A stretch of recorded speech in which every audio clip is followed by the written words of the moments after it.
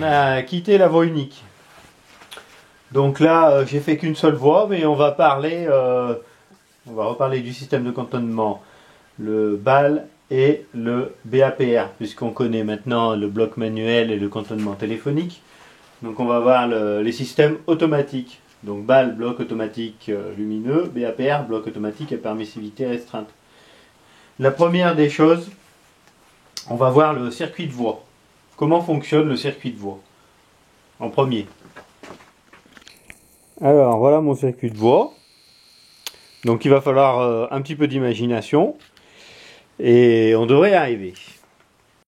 Donc le circuit de voie il est encadré entre deux signaux. Donc on va dire que cet espace c'est un canton. Donc le canton il est alimenté par une énergie électrique, donc ça va être, on va dire qu'on a ici un générateur. Donc le courant il est alimenté par ce générateur. Il passe à travers un fil de rail, et il traverse et il passe à travers l'autre fil de rail. Donc ça fait un circuit fermé, comme ceci. Donc ce qu'on a fait, c'est qu'on a disposé des joints isolants sur les rails pour pas que le contact il puisse s'effectuer sur les autres cantons. Donc chaque canton est isolé indépendamment. Au bout de ce circuit du générateur, on a installé une bobine. Donc ça fonctionne comme une bobine, ça fait un genre, on va dire, pour simplifier, que c'est un électroaimant. Donc, ensuite on a un deuxième circuit, c'est le circuit du signal, qui lui aussi est alimenté donc, par un générateur. Il fournit un courant, donc le circuit est fermé, le courant passe, le feu vert est allumé. Ici on a un interrupteur à levier, donc cet interrupteur il est maintenu fermé grâce à l'électroaimant. Donc là, le circuit est fermé, le feu vert est allumé parce qu'il est alimenté par ce générateur et le contact est maintenu fermé par l'électroaimant de la bobine du circuit de voie. Voilà. Alors, qu'est-ce qui se passe quand une circulation arrive? Alors, une circulation arrive, hop, comme ceci. Donc, je vais prendre juste un essieu pour vous montrer. Donc quand la circulation elle arrive, comme ceci, tac, l'essieu, il chante le rail. On dit que ça chante, le courant passe. Quand il arrive ici, le courant, il va plus passer à travers la bobine parce qu'il va passer à travers l'essieu. Donc ça désexcite la bobine. Comme la bobine elle est désexcitée, le contact tombe. Et en tombant, il vient alimenter un deuxième circuit. Là on ne voit pas, mais je vais prendre sur un autre point de vue, qui va venir allumer le sémaphore, qui va allumer un autre feu. Alors là, je le montre sous un autre point de vue. Donc, on a notre circuit fermé, avec notre générateur qui alimente une bobine, qui maintient ce contact donc fermé sur le grand circuit. Donc le grand circuit, c'est le circuit qui alimente le feu vert. Le train arrive, l'essieu franchit la zone, du coup il chante le contact, à la place que le courant passe par la bobine, le courant passe par l'essieu. Donc en réalité, c'est pas tout à fait comme ça. C'est un système qui va détecter le courant, il arrive à passer, mais il y a une perte du courant. Du coup ça chante. Du coup ça désexcite la bobine. Comme la bobine est désexcitée, le contact, il tombe. Et il vient alimenter un circuit plus petit qui va alimenter un autre feu. Comme le feu, ici, va passer sémaphore, le signal d'avant passera à l'avertissement, automatiquement. Alors concrètement, sur le terrain, qu'est-ce qui va se passer? Tous les signaux sont au vert. Notre train, il arrive. Dès qu'il franchit le signal avec le premier essieu, ce signal passe au rouge. Ting. Il continue, il avance. Donc notre circuit de voie qu'on retrouve à chaque signal, c'est le même. Quand il rentre dans le canton suivant, le contact tourne, ping, ce signal passe au rouge. Ce signal passe à l'avertissement. Celui-là est toujours voie libre. notre train continue d'avancer, il rentre dans le canton suivant. Dès qu'il est rentré, ce signal passe au rouge, celui-là à l'avertissement et celui-là passe voie libre, à condition que le canton soit libéré. Donc voilà le système BAL, bloc automatique lumineux, avec notre système de circuit de voie.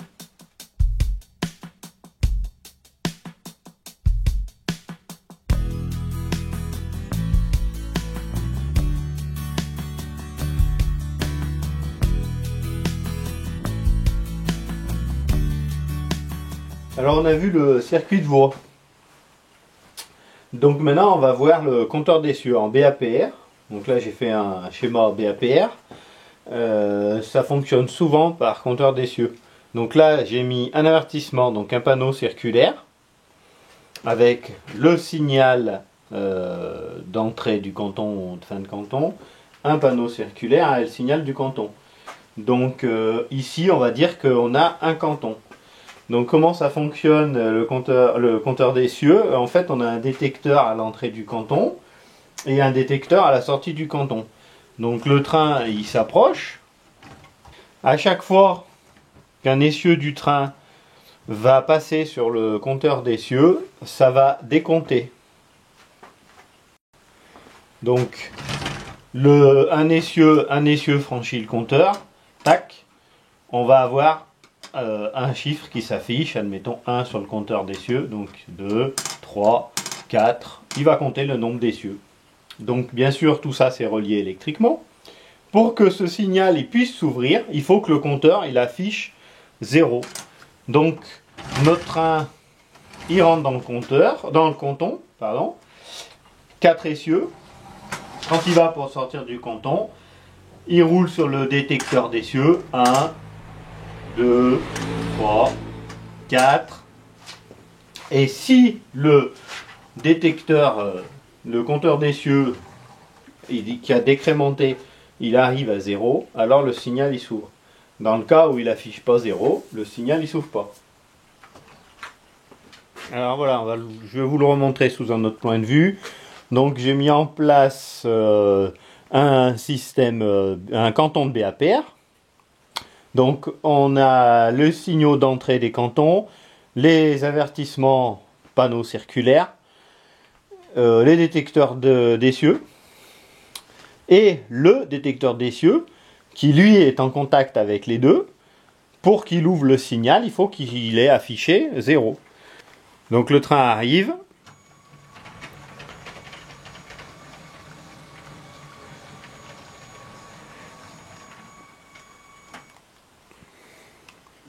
Maintenant, on va voir le BAPR, le bloc automatique à permissivité restreinte.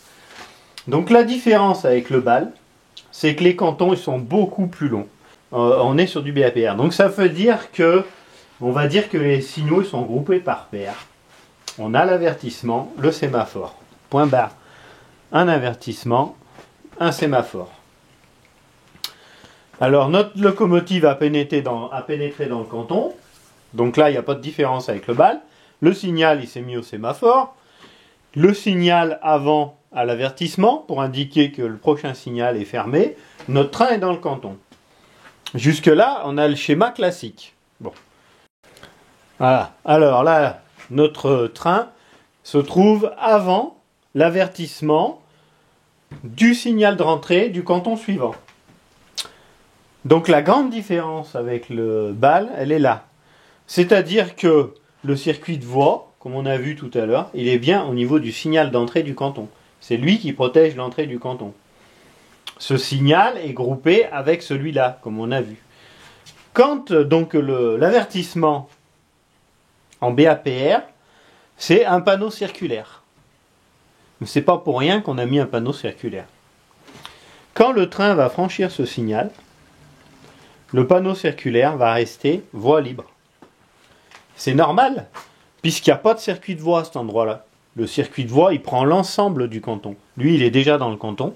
Le circuit de voie, il commande la fermeture du signal d'entrée du canton. Donc c'est le signal qu'il a déjà franchi. Celui-là, il est voie libre, il reste voie libre.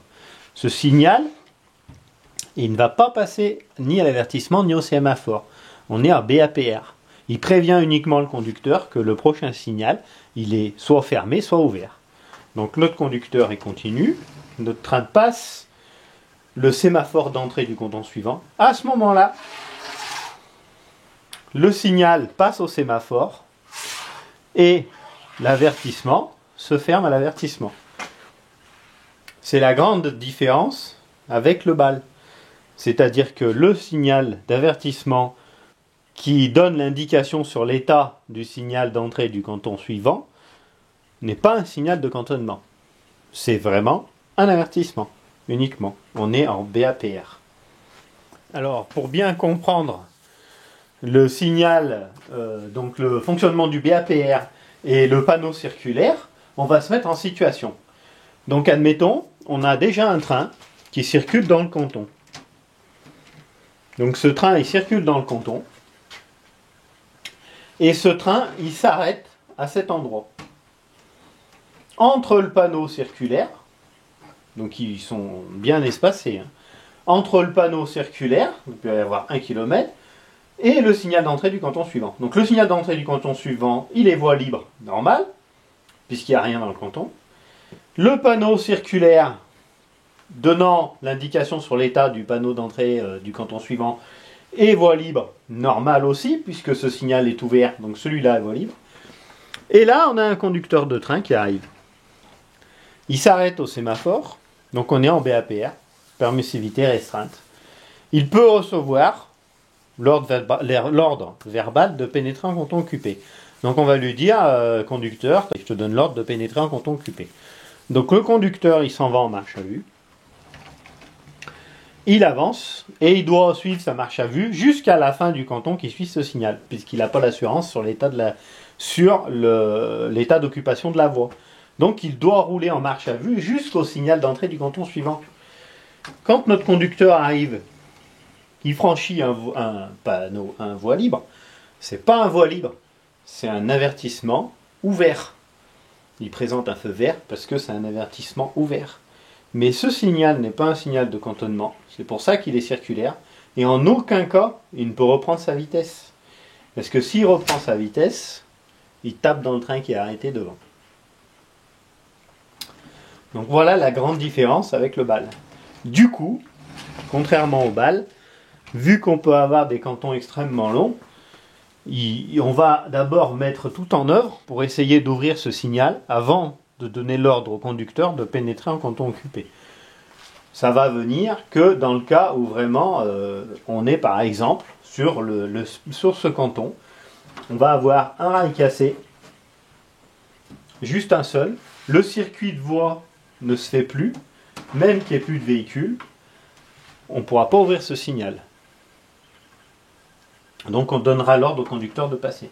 Le conducteur va s'avancer en marche à vue et il va s'apercevoir que le rail est cassé, il s'arrête, il pourra donner le signalement. Bon, après on tombe dans le problème des incidents. Voilà.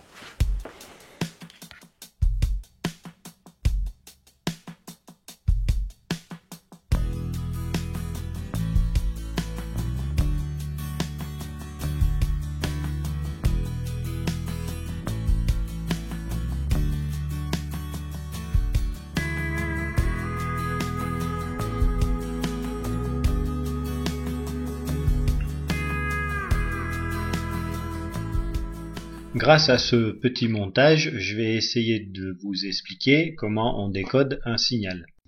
Alors tout d'abord, de quoi est fait un panneau lumineux? Donc le panneau lumineux, il est positionné sur un support qu'on appelle un mât. Donc soit ça va être un mât, soit ça peut être des potences si les signaux sont placés au-dessus de la voie. Alors sur ce mât, j'ai placé une cible. Donc, comme on peut le voir, ça s'appelle une cible oblongue. Ce n'est pas une cible circulaire, c'est une cible non circulaire, noire, avec un liseré blanc tout le tour. Tous les panneaux lumineux sont faits de cette façon. C'est-à-dire que même si vous voyez des panneaux lumineux qui portent des rappels de ralent 30 ou 60, ils vont avoir une forme un peu de S, mais ils font partie de cette famille des panneaux non circulaires. Cette notion est importante. Voici un panneau circulaire. Donc il faut bien retenir cette notion. Un panneau lumineux avec une cible circulaire, un panneau lumineux avec une cible non circulaire.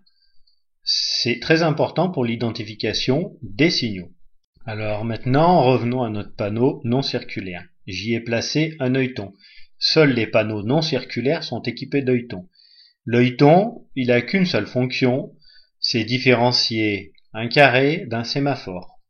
Donc tout le panneau est éteint. Je vais allumer l'œilleton. Le panneau est éteint, c'est normal, on verra après.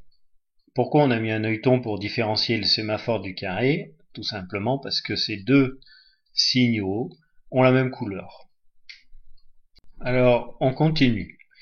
Donc on a la cible mât. Maintenant, on a mis une plaque qui s'appelle la plaque d'identification. Donc la plaque d'identification, ce sont des lettres blanches sur fond noir. C'est un N majuscule qui veut dire non et un petit f minuscule franchissable. Cette plaque d'identification signifie que l'indication la plus impérative que peut porter ce signal, c'est le carré. La seconde plaque d'identification que peut porter un panneau lumineux, c'est la plaque F. La plaque F qui signifie franchissable. Elle signifie que l'indication la plus impérative que peut porter ce signal, c'est le sémaphore. La troisième plaque d'identification que l'on peut rencontrer, c'est la plaque PR, qui signifie BAPR, ce qui veut dire que l'indication la plus impérative que peut présenter ce signal, c'est le sémaphore de BAPR. Donc la quatrième et dernière plaque d'identification que l'on peut rencontrer, c'est la plaque BM, qui signifie bloc manuel, ce qui veut dire que l'indication la plus impérative que peut présenter ce signal, c'est le sémaphore de bloc manuel. Donc on se rappelle bien que la plaque d'identification, ce sont des lettres blanches sur fond noir. Voici une plaque d'identification portée par les panneaux circulaires. Elle est en lettres noires sur fond blanc. Cette plaque signifie que l'indication la plus impérative que peut porter ce signal, c'est le disque. Un disque peut très bien présenter l'avertissement. Mais dans tous les cas, un panneau circulaire présentant un feu vert n'est pas un signal voie libre. C'est simplement un disque ouvert. Voici la deuxième plaque d'identification que peut porter un panneau circulaire. Cette plaque indique que la plus importante des indications que peut présenter ce panneau, c'est l'avertissement. Voici un avertissement ouvert.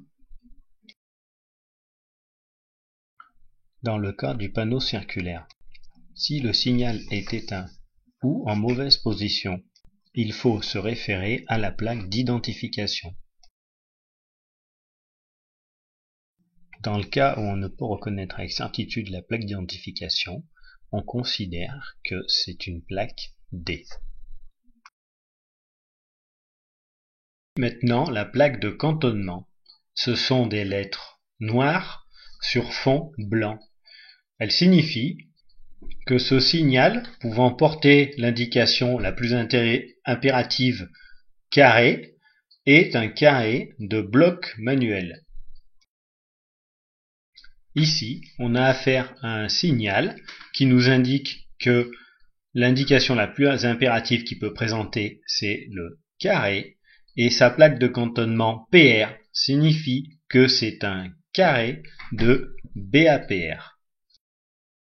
Donc si on revient à notre signal du début, on peut s'apercevoir qu'il n'y a pas de plaque de cantonnement. Nous avons juste une plaque d'identification. Cela signifie que l'indication la plus impérative que peut présenter ce signal, c'est le carré, et que c'est un carré de BAL. Voici un sémaphore de BAL. Il n'y a pas de plaque de cantonnement marquée BAL. Il n'y a que deux types de plaques de cantonnement, PR ou BM. S'il n'y en a pas, on est en bloc automatique lumineux. La troisième plaque, c'est la plaque de repérage. Elle porte des chiffres noirs sur fond blanc et elle indique soit le numéro porté par le signal, soit son numéro associé à son point kilométrique, arrondi à l'hectomètre. Comme on peut le voir ici, en plus, avant le chiffre, il y a un C, puisque l'indication la plus impérative que peut présenter ce signal, c'est le carré. Si c'est un sémaphore, il n'y aura pas de lettre. Voici maintenant un sémaphore de Bâle, avec une plaque de repérage qui matérialise le point kilométrique à l'endroit où le sémaphore est implanté. Voici un autre sémaphore. La plaque de repérage porte le numéro du signal, c'est-à-dire que dans la zone de la gare où il est implanté, ce signal il porte le numéro 3. Nous allons maintenant voir comment on fait pour identifier un signal de manière à déterminer s'il s'agit d'un sémaphore ou d'un carré. Puisque l'avertissement, on sait, c'est un feu jaune, le voie libre, un panneau non circulaire présentant un feu vert. Nous devons identifier avec rigueur un signal nous présentant un feu rouge fixe. Nous allons utiliser une méthode qui s'intitule l'escargot. On va dessiner un escargot autour du signal. C'est la seule véritable méthode qu'il faut utiliser. Pour cela, j'observe la plaque d'identification en lettres blanches sur fond noir. S'il s'agit d'une plaque F, je suis en présence d'un sémaphore de Bâle. S'il s'agit d'une plaque PR, je suis en présence d'un sémaphore de BAPR. S'il s'agit d'une plaque BM, je suis en présence d'un sémaphore de bloc manuel. S'il s'agit d'une plaque NF, je regarde l'œilleton. Si l'œilleton est éteint, je suis en présence d'un carré dont un des feux ne marche pas. Si l'œilleton est allumé, je regarde la plaque de cantonnement. Si c'est une plaque PR, je suis en présence d'un sémaphore de BAPR. Si c'est une plaque BM, je suis en présence d'un sémaphore de bloc manuel. S'il n'y a pas de plaque, je suis en présence d'un sémaphore de Bâle. J'observe ensuite la plaque de repérage. La plaque de repérage m'indique le numéro du signal. Ici, je suis en présence d'un sémaphore de BAPR portant le numéro C5. Nous voici devant un signal éteint. Pour l'identifier, nous allons placer un feu rouge fixe imaginaire. Comme nous ne savons pas si nous sommes en présence d'un feu vert ou d'un avertissement ou d'un feu rouge qui est éteint, on va au plus restrictif. Donc on place un feu rouge fixe, puis on continue notre identification. On considère donc qu'on est arrêté devant un sémaphore de BAPR. Je vais maintenant vous montrer une série de panneaux lumineux que vous devrez identifier. Vous avez 5 secondes pour mettre la pause. Ensuite, vous identifiez le signal, puis je vous donne la solution. Il n'y a pas de temps pour identifier un signal. Vous pouvez prendre tout votre temps. Ce qui compte, c'est d'identifier le signal avec certitude. Si vous avez un doute sur l'identification d'un signal, il faut toujours aller au plus impératif. Donc on considère que c'est un carré si on n'est pas sûr que ce soit un sémaphore. Donc attention, il y aura des pièges.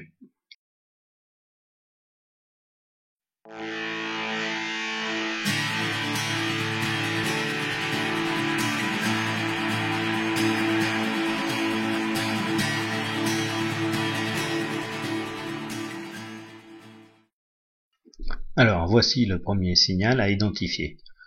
Vous mettez la pause, vous prenez le temps d'identifier le signal, et ensuite je vous donne la solution.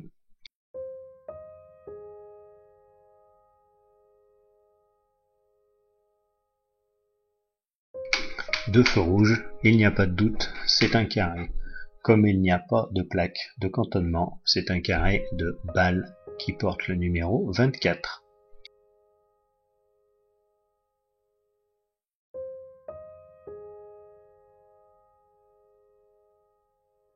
Oui, c'est un carré de bloc manuel qui porte le numéro 2.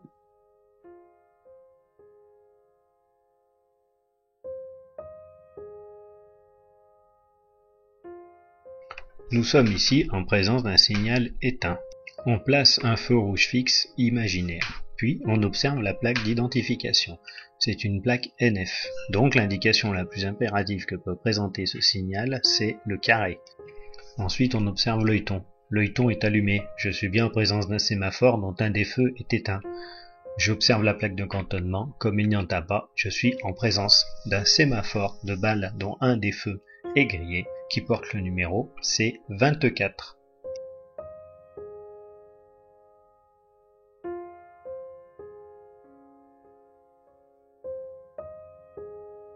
Deux feux rouges. C'est un carré de BAPR qui porte le numéro C5.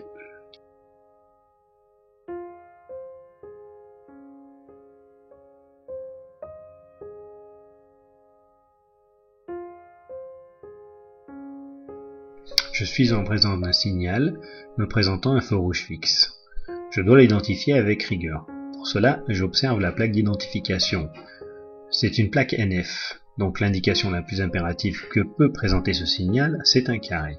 Ensuite, j'observe l'œilleton. L'œilleton est éteint, je suis donc en présence d'un carré, dont un des feux est éteint. J'observe ensuite la plaque de cantonnement, c'est une plaque PR. Je suis donc en présence d'un carré de BAPR, dont un des feux est éteint. Il porte le numéro C5.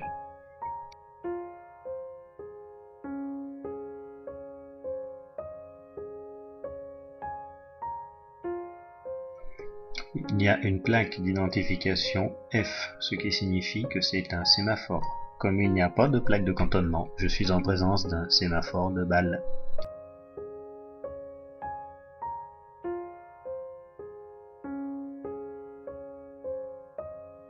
Quand je suis en présence d'un signal éteint, pour l'identifier avec rigueur, je place un feu rouge fixe.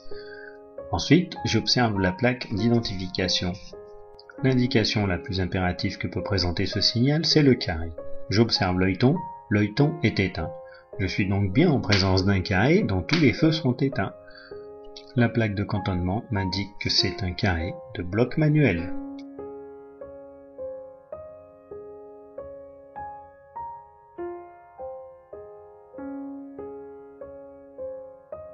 C'est impossible, je pourrais jamais avoir un panneau circulaire avec une plaque A et présentant le disque. La fonction la plus impérative que peut présenter ce signal, c'est l'avertissement. Voici le disque avec sa plaque d'identification, lettre D.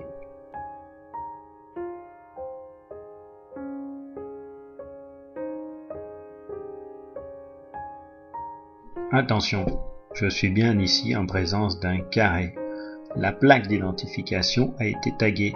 On peut voir que le F qui apparaît, c'est un F minuscule, correspond pas au F majuscule du sémaphore de balle.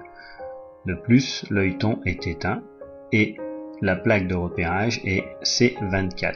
Donc c'est bien un carré dont un des feux est éteint et dont la plaque d'identification a été taguée.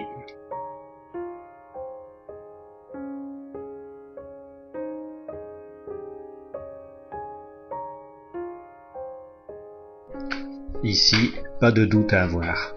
L'indication la plus impérative que peut présenter ce panneau circulaire, c'est le disque.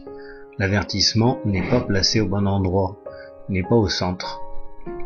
Donc on peut considérer soit que le feu rouge du disque est grillé, soit que un matériau est venu recouvrir le signal. En cas de doute, on applique l'indication la plus impérative. Donc le disque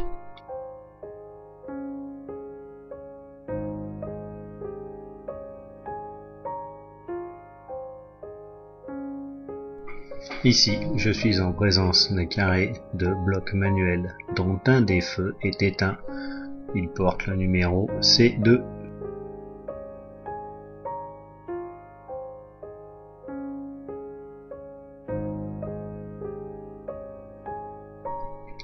Je suis en présence d'un signal éteint. Pour l'identifier, je place un feu rouge fixe imaginaire. La plaque d'identification, c'est F. Donc l'indication la plus impérative que peut présenter ce signal, c'est le sémaphore. je considère que je suis arrêté devant un sémaphore de bloc automatique lumineux.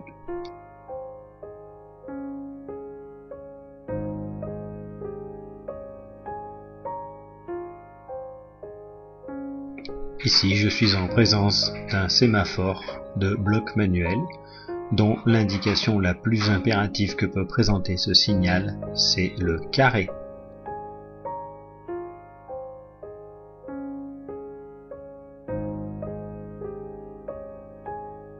Me voici en présence d'un avertissement. C'est un panneau circulaire dont l'indication la plus impérative qu'il peut présenter, c'est le disque.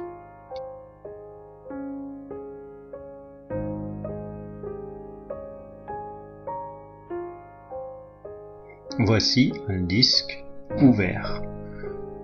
Ce n'est pas un voie libre. Il ne me donne pas d'indication sur l'occupation du canton. Par contre, il me donne une indication sur le signal suivant.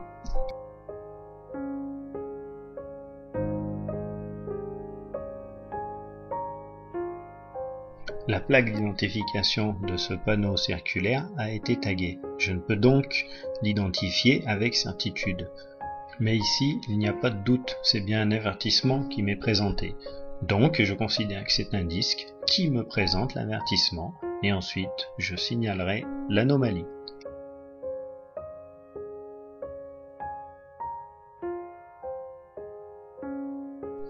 Me voici devant un sémaphore de BAPR. L'indication la plus impérative que ce signal peut présenter, c'est le carré de BAPR.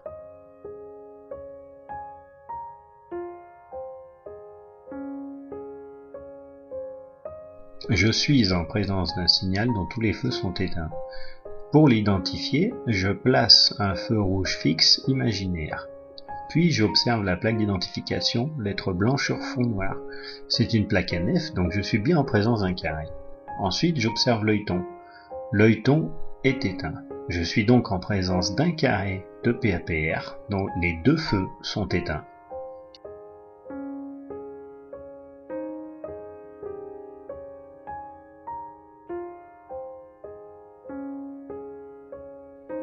Je suis bien en présence d'un sémaphore de balle, mais c'est en fait une anomalie, puisque l'indication la plus impérative que peut présenter ce signal, c'est le sémaphore, puisque la plaque d'identification est une plaque F.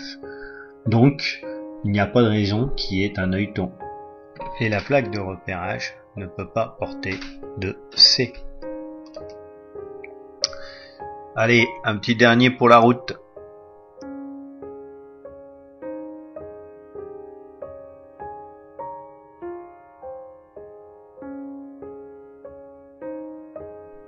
Donc on applique toujours la même méthode. Nous sommes arrêtés devant un signal qui est éteint, on place un feu rouge fixe imaginaire et on observe la plaque d'identification. C'est une plaque NF, donc ça veut dire que c'est un signal non franchissable, que l'indication la plus impérative qu'il peut présenter, c'est un carré. Ensuite, on observe la plaque de cantonnement, c'est une plaque BM.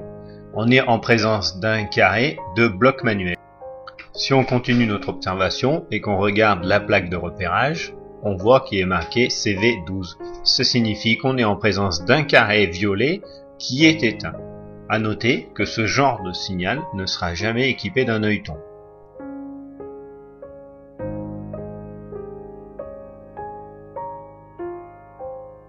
Voilà, c'est terminé pour cette quatrième partie. Je vous dis à bientôt sur nos lignes.